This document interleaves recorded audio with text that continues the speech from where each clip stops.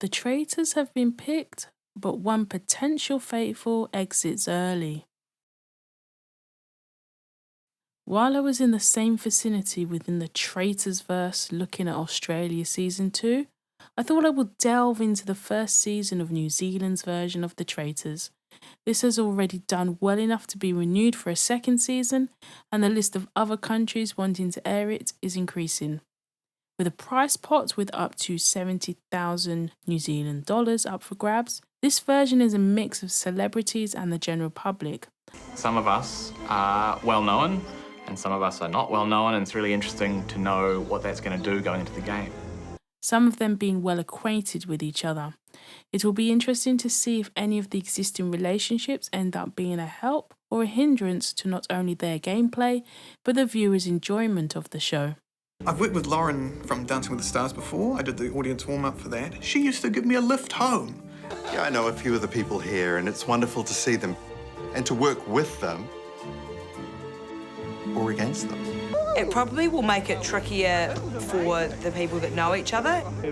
People may not know how well Dan Singh and I know each other. Someone like Dan is watching your neck to see the pulses that have increased. He is the biggest threat in the room. Before we even got to see who Paul Henry, the host, picked to be the traitors, the contestants lined up in order of most to least likely to succeed, a regular test in more than one version of the show.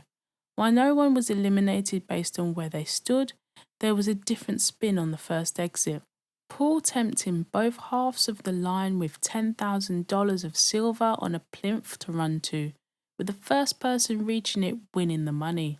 Sam Fury, the professional gamer, ran towards the silver, which meant he instantly left the game. His swift exit makes it easier with names as there was another Sam in the game.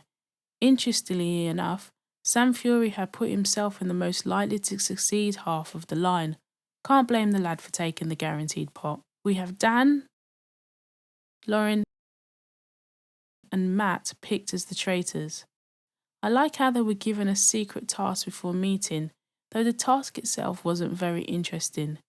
It wasn't the only task, as outside the traitors needing to pot a specific ball on the pool table, they all had to search for hidden silver at the mixer. The task didn't end there, though the next one didn't have an incentive to win money. Dipping vials of liquid into the cocktail of the person they trusted the least. For some reason, Robbie was picked the most.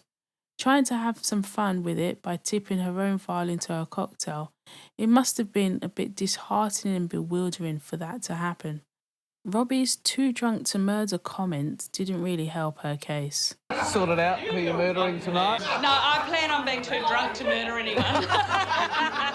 Kimberly the psychic is one that suspects Robbie and 3 others. I wonder how many of the contestants will look to Kimberly for guidance on who the traitors are. I think I will keep what I know psychically to myself rather than sharing that information. There was a nice moment when Anna and Sam were talking about their conditions. Anna thinking it was best to be truthful so she couldn't be accused of hiding something in the game. I've seen a couple of times where telling a lie or hiding something has ended up with faithfuls being banished as others think they can't be trusted.